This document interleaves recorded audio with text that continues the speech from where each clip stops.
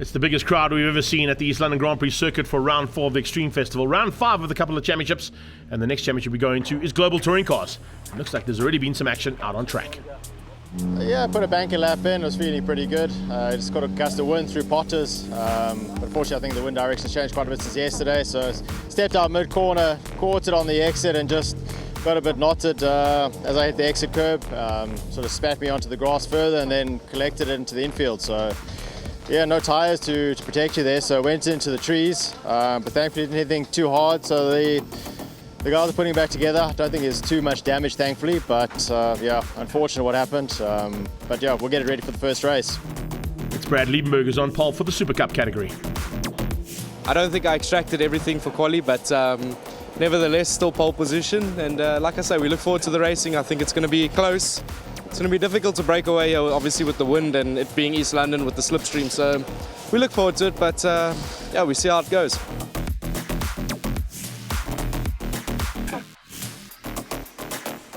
GTC Supacup and the Global Touring Cars now out on track. And Global Touring Cars, Robert Volk still managed to get the pole position ahead of Saad Variawa, Michael van Rooyen and Julian van der Walt on the second row.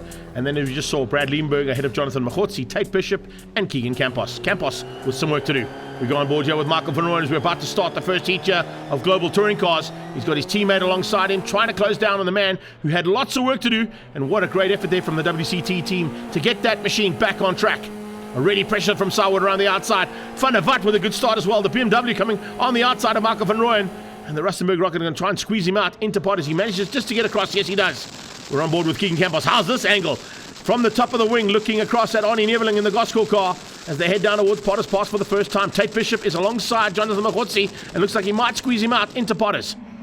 Global Touring Cars into Cochabana at this stage, and already some pressure from Michael van Rooyen's point of view onto his teammate. So fighting that wheel, he's got to have to fight the wheel because on his tail coming through is Rackstraw. Rackstraw looking to try and turn his luck around in the season in the Golf 8 GTI. Good move there from Tate Bishop. Eventually gets through in the GTC Supacup category, up into second place. We saw him having a go through Potters and then trying to maintain it into Rifle. Had to try and squeeze out Machotsi and eventually did that into Cochabana corner. Back on board here from the rear wing of Keegan Campos as they head towards Gate Corner. Top three getting away ever so slightly there from Campos. Robert Volk hangs on to the front. They've done an amazing job to fix that car. And he's now controlling things from the front end at his home circuit, remember. Born here in East London and looking for a chance now for a home track victory. Van Rooyen losing slight ground there through the top two. And the reason being he's having to go defensive. He's got three cars down the back end of him looking for a way through. Supacup out of Beacon and Arnie Neveling in what is now fifth place, trying to close onto the back end of Campos. So the Gosco car has not quite got the pace there to run with Campos. Campos trying to close things down there on the first three as they cross the line and complete the first lap in anger. Behind them, Donnie Fanika, Cora Hill and Natim Samanga. Paul Luti in his last race in the GTC Supacup category as well, their teammate to Donnie Fanika. As they go into the complex, once again pressure coming from Saad Variawa. The Gazoo Racing Toyota all over the back of that chemical logistics machine are Robert Volk. Back with GTC Supacup down into Cochabana corner. Machotsi returning the favour there on Tate Bishop. Almost identical passing manoeuvre there that Bishop pulled on him, only a lap back. And GTC now make their way up towards Beacon. Top two getting away, as I said, slightly from Michael van Rooyen. Van Rooyen going defensive as he comes out of Beacon. He's got a hard charge coming from Rackstraw. Josh LaRue also, looks like we're missing. We've lost the BMW somewhere. I'm not quite sure where Van der Walt has got to. He might just be in between the Audi and the Golf as they come out of Beacon corner. I just missed that on the pan back, but here we go back into the Supacup category. Top three out of Beacon. 4 is Keegan Campos, championship leader, with Arnie Neveling trying to close him down. For Nikkirk in the car care clinic machine just further back from that. You can see just how hard he's trying to push there, but of course Donnie's been off after a big crash only a couple of race meetings ago, so it's great to have him back in the field. Oh, and a mistake from Van Rooyen. The Rustenburg Rocket runs wide at Cochabana, tries to collect it, catches it fortunately before it hits the tyre barrier, and he gets back on track, but right at the back of the field now for Michael van Rooyen. He'll be kicking himself for that. He knows he made a huge mistake there. Looks like there's a bit of battle scars on the front end there of Variawa's car. Or maybe he's gone into the back end, possibly of Robert Volk. I can only say it was Robert Volk, or maybe an earlier touch between himself and his teammate, but there's definitely a battle scar on the left-hand side of that car. Rackstraw's up to third place now, Van der Walt into fourth. There's the BM, it's up to fourth place, just ahead there of Josh LaRue. And the attack continues here from the Gazoo Racing man, Saad Variawa, championship leader. looking to try and get as many points as possible to maintain that lead heading to Cape Town and into the next race, of course. But I'll tell you something, this is incredible. Have a look at this. 180 k's an hour across the start-finish line. It's close to 220 k's an hour as they head down in towards Rifle Corner. And this is amazing stuff. This is the GTC Supacup into Beacon again. This time Campos under threat. Arnie Neverland comes alongside him. It's Goskor versus Veloce. And Campos is going to have to go defensive here. He tries to squeeze him out, but no, the Goskor car's there. So Arnie Neverland might have gone to a push to pass. I didn't see the hazard lights come on.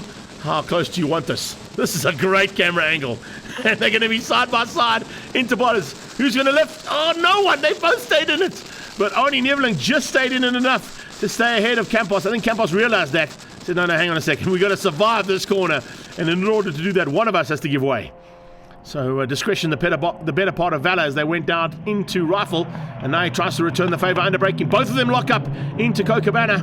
And another lock up there coming out of the Goskor car. Instantaneously, all 5 cars go to push to pass. You can see the hazard lights coming on all 5 of those leading cars in the Super Cup category. Arnie's on the inside. Is there going to be enough space here for Keegan to go around the outside into gate? They can go 2 cars abreast here, but it's going to be very close. And Arnie has to clip the curbs. So he has to back out of that one. He comes past that massive Goskor support on the right-hand side as they come through there. There was a huge contingent there from them supporting the man from Sudale Motorsport as they come out of the complex. He tries to push hard to get back at Campos. So it's Volk who's looking to wrap things up here in the Global Touring Cars. What a turnaround here after that big crash in qualifying. They've got it all sorted. The flag is out, and it's Robert Volk for the victory.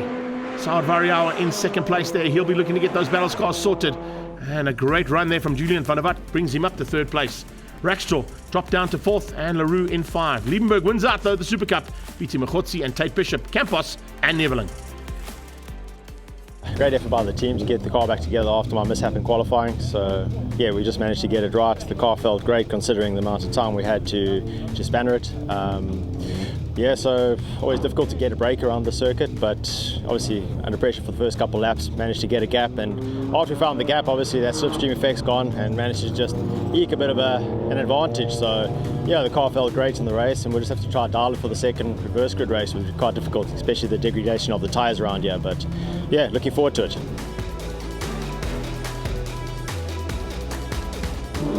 We started off in second, kept it nicely through the first lap. I managed to stay with the leader up until I think lap 6, and then I just started falling off.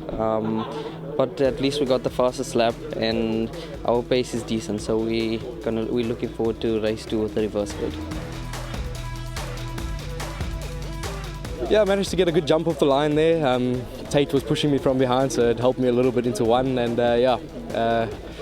from there it was just kind of managing it a little bit in the beginning, and you're still having a little bit of a gear shift issue on the downshift. Just doesn't seem to want to engage gear, but nevertheless we come out with the win, and we look forward to race 2. Not sure where I'm going to start. It's based off our lap times, but yeah, it's a bit difficult with obviously all the cars behind having slipstream, now making a big hole in front for all of them. But yeah, we look forward to race 2, and we'll see what happens. I think it was a solid race for us. P2, qualified P2, finished P2. But it was a little bit of a tricky race. You know, it was a battle of attrition. A little bit tricky to follow behind the car in front, but yeah, I think I tried to give it everything I could. I just couldn't quite find a way around Brad, but well done to him. But we start first for the second race, so hopefully that's an even better result for me. Welcome back to continued action and the final race of our coverage here at the East London Grand Prix circuit of round 4 of the Extreme Festival National Championship, and it's round 5 of Global Touring Cars making their way to the grid. Robert Volk looking for the perfect weekend after it didn't quite go according to plan, and of course not going according to plan for the Rustenburg Rocket, Michael van Rooyen. He'll definitely be looking to turn his luck around here in the second heat. For Josh LaRue fighting hard along with Nati Msamanga as well. We didn't see Nati Msamanga in the first one. Hopefully he'll be back up and running here for the second one as we on board with Variawa, his teammate. Nati is in there at the back of the pack and looking to push hard as we get Global Touring Cars underway. The lights are out and we are racing. In fact, we went to flag this time. Looks like there might have been a little bit of issue there on the lights on that start of the race. Variawa goes side by side as they head towards the infamous Potter's Pass, and it's LaRue who leads things out in the Audi. Good to see the Audi at the front end of the field. He's going to try and use that advantage here and get away from that pack. Supacup make their way down to Potters as well. This time it's Campos looking to try and get through here early on and keep Tate Bishop out. Bishop's on his inside. No, it's not. It's actually Arnie Neveling who squeezed through there. So Neveling has got a fantastic start and Bishop just behind them. And they almost touch again. Oh, this rear angle is absolutely brilliant for GTC Supacup. Global Touring Cars come out of Cochabana and onto the beach straight for the first time. It is Josh LaRue who leads things out. Variawa is looking to try and get through there, and the young man on the sideline already waving that checkered flag. He wants the race to be finished now because his favourite driver's at the front. Oh, what a move there from Tate Bishop. Well, he gives a little touch there to Keegan Campos. Has to just back out of that ever so slightly, and he just loses out to the angry man coming through. Rackstraw trying to close down on the back end now. Volk on his teammate, and they all fight hard coming out of the complex. Supacup into the complex just behind them. And Tate Bishop looking for a chance now to be slightly higher up. He wants through there on Arnie Neveling. And the reverse grid is definitely playing into the hands there of the man in the Audi, Josh LaRue, who leads things out as they cross the line. Variawa's on his tail. Oh, and there's an out. Yeah, I think he's going to try and outgun his teammate there. Robert Volk got great drive coming out of Beacon Corner, and he goes side by side with the BMW in front of Watt. He might be able to go around the outside of him as they head towards Potters. First five getting away as they did in the first heat, away from Donnie van Niekerk, who's down in 6th place. So it doesn't look like Donnie's got the same pace as these first 5 cars here in East London. And late braking from Saad Variawa with a bit of damage control on the front left of that car, sorted out by Gazoo Racing. And he now gets, oh, fantastic. Oh, and a little tap. I was going to say, fantastic drive out of Cochabana, but it wasn't enough to get through on LaRue, who keeps him honest and gives him a little side tap between the two cars, and the Audi stays ahead. Oh, no, he doesn't. The Audi gets sent onto the grass. Another touch between Variawa and LaRue, and the Audi gets put onto the grass there. Variawa and LaRue touching twice down that beach straight. Variawa's definitely the man who's got the advantage of that. He now leads out. Little push to pass there coming from Tate Bishop to try and get through. Can he find a way on Arnie Neveling? Is that enough to just give him that little bit of the advantage? It is. Bishop through on Neveling. So the angry car moves up ahead of that Goscore and Stradale Motorsport machine. Both of them ahead of Campos, the championship leader. Back with the GTCs in the final stages here. Oh, Variawa's under attack. Robert Volk wants this second victory. He wants to make it a perfect weekend if he can. He's got that Dunlop award. He got the pole position award, and it looks like he wants the double win on the day. He's going to try and attack down into Cochabana corner. He puts the Corolla on the inside, and the hatch has to give up the space. Variawa gets forced wide, and the Corolla sedan goes through. The BMW all over the back of Variawa, trying to help his teammate out. And look at how he has to go defensive because Rackstraw wants through as well. Rackstraw on the inside, put a wheel on the dirt, try to find a way through there in front of Watt. Had to back out of it ever so slightly, but it was very close between the three of them as they went onto that beach straight away. And now come into the complex, and it's Volk leading out. Perfectly timed here from Robert Volk if he can keep it all together.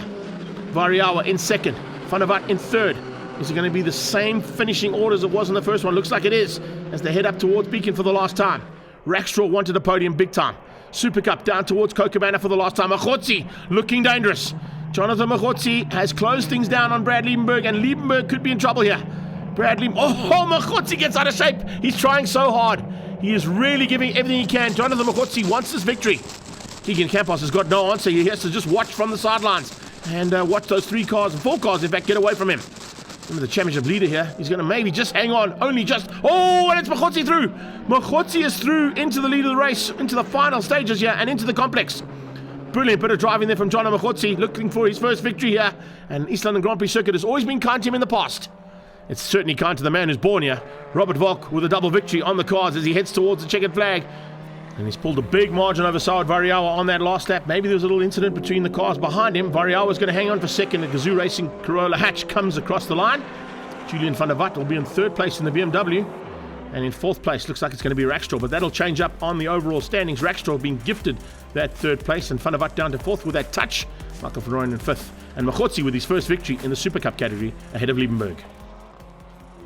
Race 2, I started in 5th position with the reverse grid, and unfortunately my teammate had a misfire on the start once the lights dropped, so I capitalized on that. I got to 2nd position, and then I was leading the race on lap 2 up until lap 6, and then I just got ran over by another competitor, ran out of the track. So it is what it is. At least we got a decent amount of points for the weekend, and we're looking forward to Cape Town. It's been hard work, but Mokgotzi's hard work has paid off with his first win in GTC Supacup. It's a bit of a rocky emotions for me for race 2. So there's a little bit of confusion. There was no lights for us on the start, so I kind of waited for the lights to come on, saw a flag come out, but the guy started barreling forward, so I lost the position to Brad. Fortunately, got a bit of a nudge from behind, so I managed to retain my position, second place at least. And yeah, man, it was just a really difficult race behind Brad. He was keeping me very honest and didn't necessarily have a way around him, but you know, towards the end, once the tires and the brakes had sort of fallen off, that gave me an opportunity, and unfortunately just before the end I managed to take him or lunge him heading into the complex. Bit of a hairy moment, but yeah, very stoked. The team did a fantastic job this weekend. My car has been absolutely phenomenal today, and yeah, I would like to give a big thanks to Volkswagen Motorsport, Comcare and Dunlop. Championship heading to Cape Town. Variawa now 7 points ahead of Volk. Samanga in with a chance still. And then look at that, 1 point between Keegan Campos and Brad Liebenberg in the Super Cup class. As the Extreme Festival makes its way to the Mother City on the 9th of September, we'll be there with all the action. All this National Extreme Festival action is proudly brought to you by Comcare Medical Scheme, Dunlop Tires, Ferodo, the #1 in brakes, and Investkin.